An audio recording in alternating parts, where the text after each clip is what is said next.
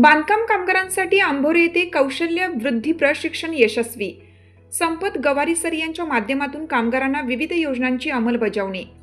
संगमनेर तालुक्यातील आंभोरे येथे बांधकाम कामगारांच्या सर्वांगीण विकासासाठी कौशल्य वृद्धी प्रशिक्षण कार्यक्रम यशस्वीपणे पार पडला.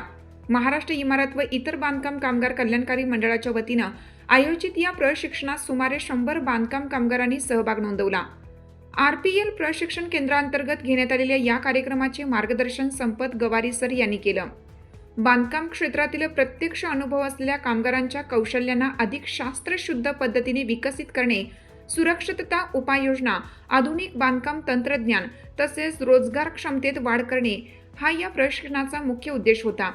प्रशिक्षणादरम्यान कामगारांना बांधकामाशी संबंधित विविध कौशल्यांचे सखोल मार्गदर्शन करण्यात आले. यामध्ये कामाच्या दर्जा सुधारणा, अपघात टाळण्यासाठी आवश्यक खबरदारी तसेच शासनाच्या विविध योजनांची माहिती देण्यात आली. उपस्थित कामगारांनी या प्रशिक्षणाचा मोठा लाभ झाल्याची भावना व्यक्त केली.